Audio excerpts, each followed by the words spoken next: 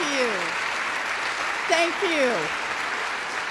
Thank you, thank you. Thank you. That was such a lovely, lovely introduction. I appreciate it, and thank you, Jean. Thank you all for being here. I am very grateful to be here at the Edward M. Kennedy Institute for the United States Senate. This place is a fitting tribute to our champion, Ted Kennedy, a man of courage, a man of compassion, and a man of commitment, who taught us what public service is all about. Not a day goes by that we don't miss his passion, his enthusiasm, and most of all, his dedication to working families. As the senior senator from Massachusetts, I have the great honor, as you pointed out, of sitting at Senator Kennedy's desk. I mean, the physical desk. That one is mine. There's a replica here, but I have the original, the kind of dented and sort of scratched up version. And exactly as Mrs. Kennedy said, it has in the drawer where Ted Kennedy, among others, carved his name in it. I sit at my desk sometimes when I'm waiting to be called on to speak or we're all in the chamber for a vote, and I sometimes run my thumb across where he has carved his name. It reminds me of the high expectations of the people of Massachusetts, and I try every single day to live up to the legacy that he left behind.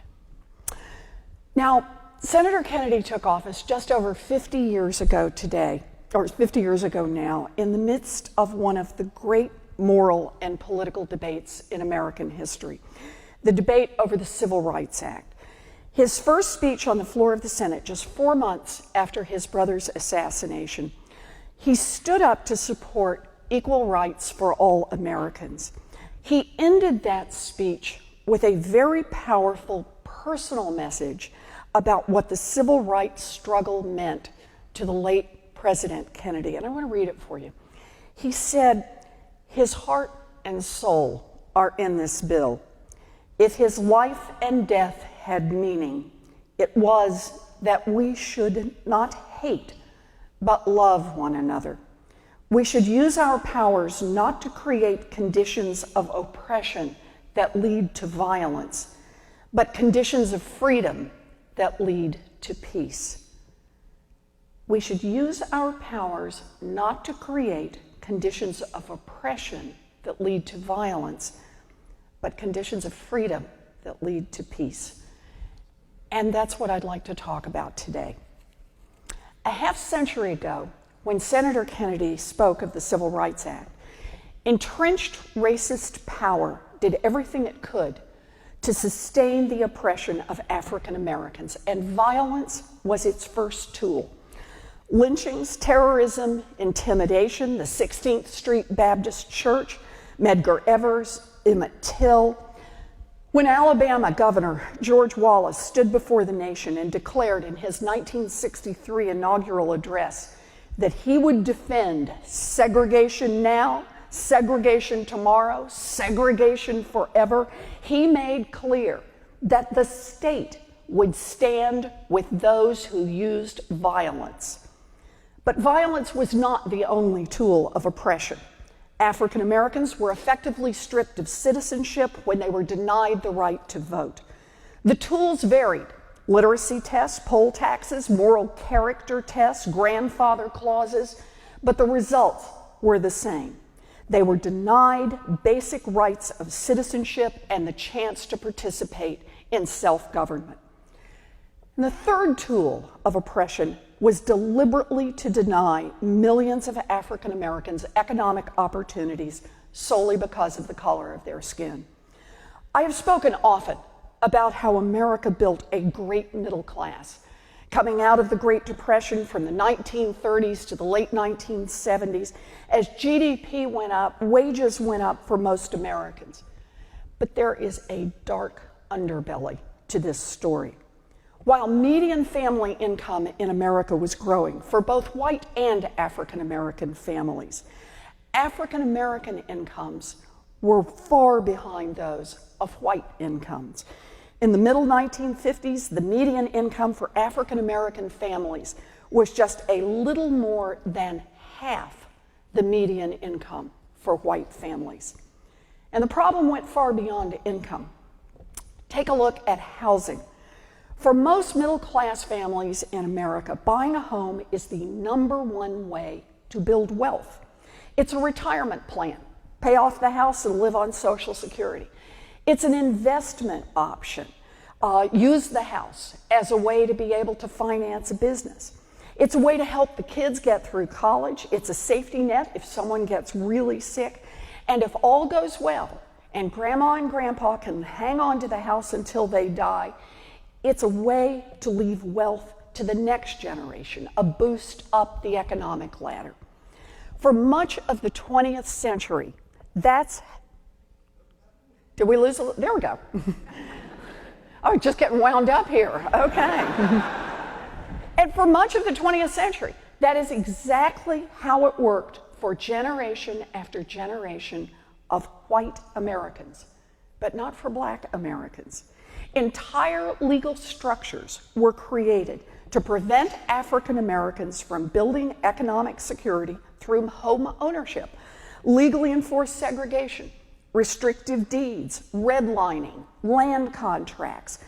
Coming out of the Great Depression, America built a great middle class, but systematic discrimination kept most African American families from being part of it. State-sanctioned discrimination wasn't limited to home ownership.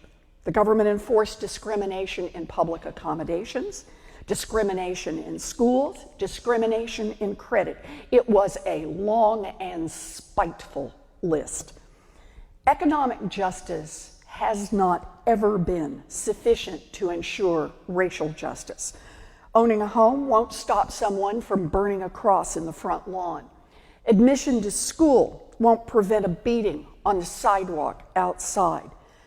But when Dr. King led hundreds of thousands of people on a march to Washington, he talked about an end to violence, access to voting, and economic opportunity. As Dr. King once wrote, the inseparable twin of racial injustice is economic injustice.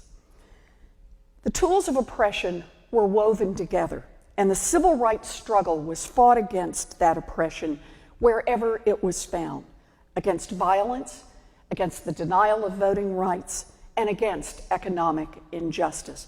The battles were bitter, and they were sometimes deadly. Fire hoses turned on peaceful protesters, police officers setting their dogs to attack black students, Bloody Sunday at the Edmund Pettus Bridge. But the civil rights movement pushed this country in a new direction. The federal government cracked down on state-sponsored violence. Presidents Eisenhower, Kennedy, and Johnson all called out the National Guard, and in doing so, declared that everyone had a right to equal protection under the law guaranteed by the Constitution.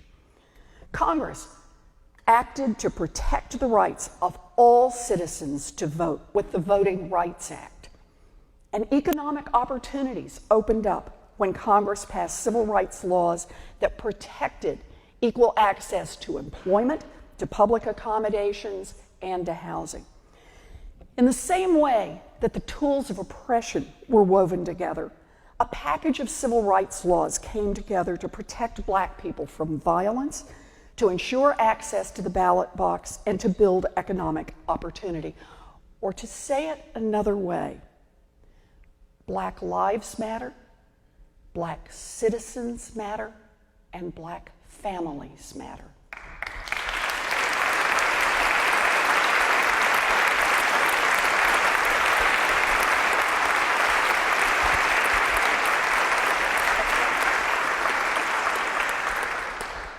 And here we are, 50 years later, and we have made real progress toward creating the conditions of freedom, but we have not made enough progress. 50 years later, violence against African Americans has not disappeared. Consider law enforcement. The vast majority of police officers sign up so they can protect their communities. They are part of an honorable profession that takes risks every day to keep us safe. We know that.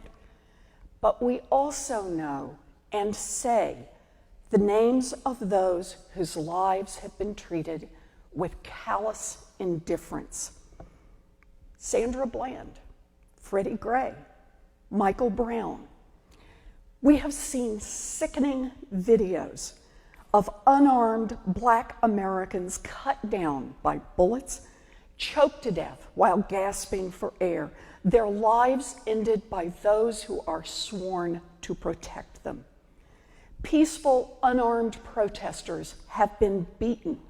Journalists have been jailed. And in some cities, white vigilantes with weapons freely walk the streets. And it's not just law enforcement. Just look to the terrorism this summer at Emmanuel AME Church. We must be honest. 50 years after John Kennedy and Martin Luther King Jr. spoke out, after Ted Kennedy spoke out, violence against African Americans has not disappeared. And what about voting rights? 2 years ago, 5 conservative justices on the Supreme Court gutted the Voting Rights Act, opening a floodgate of ever wider measures to suppress minority voting. Today, the specific tools of oppression have changed. Voter ID laws, racial gerrymandering, mass disenfranchisement through a criminal justice system that disproportionately incarcerates Black citizens. The tools have changed, but Black voters are still deliberately cut out of the process. Violence, voting, and what about economic injustice? Research shows that the legal changes in the civil rights era created new employment and housing opportunities.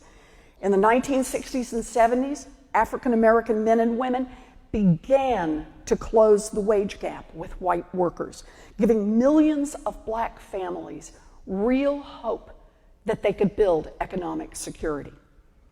But then, Republican trickle-down economic theory arrived. Just as this country was taking the first steps toward economic justice, the Republicans pushed a theory that meant helping the richest people and the most powerful corporations get richer and more powerful. I'll do just one statistic. From 1980 to 2012, GDP continued to rise, but how much of the income growth in the United States went to the 90% of America, everybody outside the top 10%, the 90% of America, Black, Latino, white? The answer is 0. None. Nothing. 100% of all new income produced in this country from 1980 to 2012 has gone to the top 10%. Today, 90% of America sees no real wage growth. For African Americans who were so far behind earlier in the 20th century, this means that since the 1980s, they have been hit particularly hard. In January of just this year, African American unemployment was 10.3%, more than twice the rate of white unemployment. And after beginning to make progress during the civil rights era to close the wealth gap between white families and Black families, in the 1980s, the wealth gap exploded, so that from 1984 to 2009, the wealth gap between white families and Black families tripled. The 2008 housing collapse destroyed trillions of dollars in family wealth across this country, but the crash hit African Americans like a punch in the gut. Because middle-class black families' wealth was disproportionately tied up in home ownership and not in other forms of savings, these families were hit harder by the housing collapse. But they also got hit harder because of discriminatory practices. Yes, discriminatory practices in the 21st century.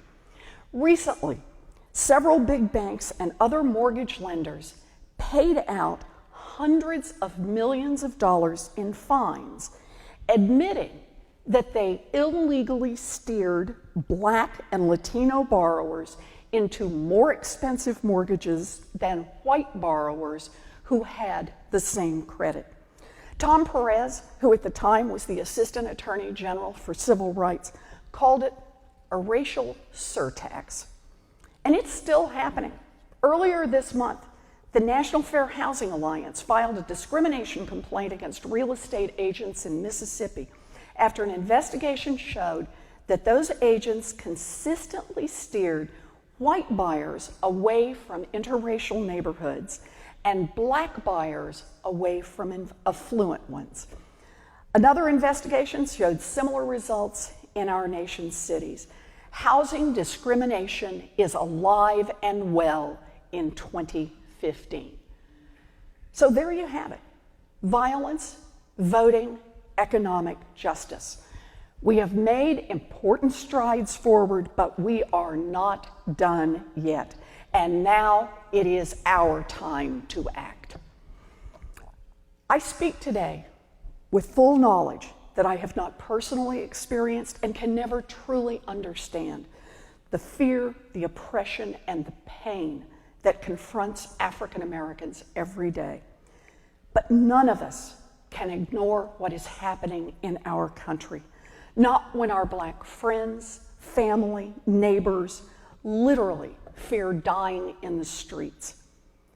Listen to the brave, powerful voices of today's new generation of civil rights leaders, incredible voices. Listen to them say, "If I die in police custody, know that I did not commit suicide." Watch them when they march through the streets. Hands up, don't shoot. Not to incite a riot, but to fight for their lives. To fight for their lives. This is the reality that all of us must confront, as uncomfortable and as ugly as that reality may be. It comes to us, once again, to affirm that Black lives matter, that Black citizens matter, that Black families matter. Once again, the task of safeguarding our communities from violence is back to us. We have made progress, but it is a tragedy when any American cannot trust those who are sworn to protect and serve. The pervasive and persistent distrust is not based on myths. It is grounded in the reality of unjustified violence. Policing must be a community endeavor, not just in some cities, but everywhere in this country. Police forces should look like and come from the neighborhoods they serve. They should reach out to support and defend the community, working with people in neighborhoods before problems arise. All police forces, not just some, must be trained to de-escalate and to avoid the likelihood of violence. Body cameras can help us know what happened when someone is hurt. We honor the bravery and sacrifice that our law enforcement officers show every day on the job, and the noble intention of the vast majority of those who take up the job to keep us safe. But police are not occupying armies. This is America, not a war zone. And policing practices in all cities, not just some, need to reflect that reality.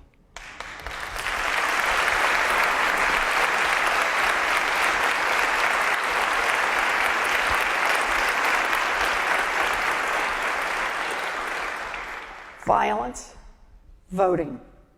It is time to call out the recent flurry of new state law restrictions for what they are an all-out campaign by Republicans to take away the right to vote from poor and Black and Latino American citizens who probably won't vote for them. The push to restrict, and that's what we have to call it out for what it is. The push to restrict voting is nothing more than a naked grab to win elections that they can't win if every citizen votes.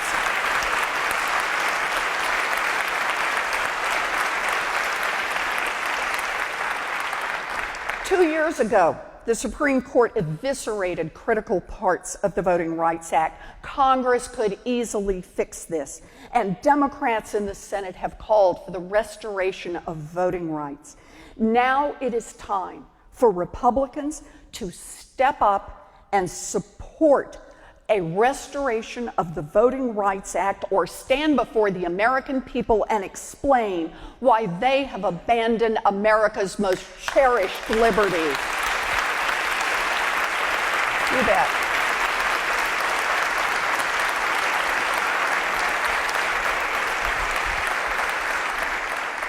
And while we're at it, we need to update the rules around voting. Voting should be simple. Voter registration should be automatic. Get a driver's license, get registered automatically. Nonviolent, law-abiding citizens should not lose the right to vote because of a prior conviction.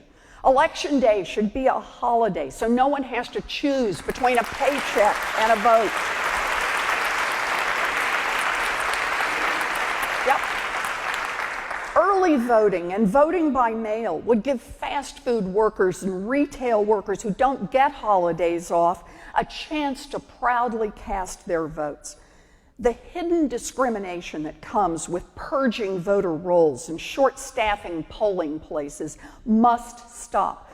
The right to vote remains essential to protect all other rights, and no candidate for president or any other elected office, Republican or Democrat, should be elected if they will not pledge to support full, meaningful voting rights. It should be that easy. You bet.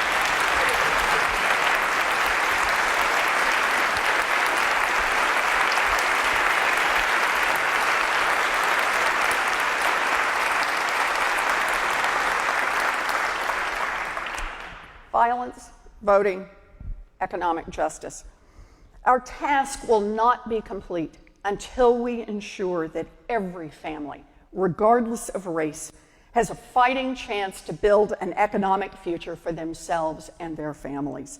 We need less talk and more action about reducing unemployment, about ending wage stagnation, and about closing the income gap between white and non-white workers. And one more issue that is dear to my heart. It's time to come down hard on predatory practices that allow financial institutions to systematically strip wealth out of communities of color.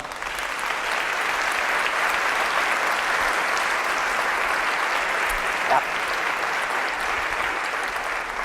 One of the ugly consequences of bank deregulation was there was no cop on the beat when too many financial institutions figured out that they could make great money by tricking, trapping, and defrauding targeted families.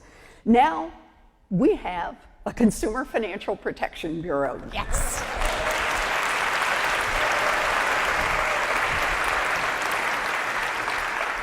But it is our job to make sure that it stays strong and independent, so that it can do its job and make credit markets work for Black families, for Latino families, for white families, for all families in this country.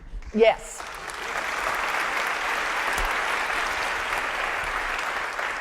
There's a lot of work to do. Back in March, I met an elderly man at the First Baptist Church in Montgomery, Alabama. We were having coffee and donuts in the church basement before the service started.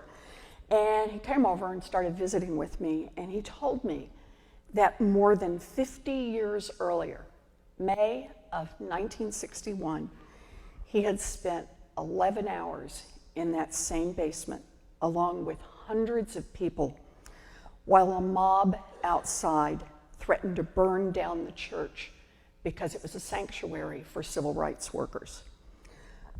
Dr. King, who was there, called Attorney General Bobby Kennedy, desperately asking for help. The Attorney General promised to send the Army, but the closest military base was several hours away. So the members of the church and the civil rights workers waited in this sweltering basement, crowded together, listening to the mob outside and hoping that the U.S. Army would arrive in time. Now, after the church service, I asked Congressman John Lewis, who was here earlier, about that night. He'd been right there in that church back in 1961 while the mob had gathered outside. He'd been in the room during the calls to the Attorney General. I asked if he had been afraid that the Army wouldn't make it in time. And he said he was never, ever afraid. You come to that point when you lose all sense of fear. And then he said something I will never forget. He said his parents didn't want him to get involved in civil rights. They didn't want him to cause trouble. But he'd done it anyway. He said, sometimes it is important to cause necessary trouble. The first civil rights battles were hard fought, but they established that Black lives matter, that Black citizens matter, that Black families matter. Half a century later, we have made real progress, but we have not made enough progress. As Senator Kennedy said in his very first floor speech, this is not a political issue, it is a moral issue to be resolved through political means. So it comes to us to continue the fight, to make, as John Lewis said, the necessary trouble, until we can truly say that in America, every citizen enjoys the conditions of freedom. Thank you. Thank you. Thank you. Thank you. Thank you. Thank you. Thanks very much. Thank you. Thank you. Thank you. Thank you. Thank you. Thank you. Thank you.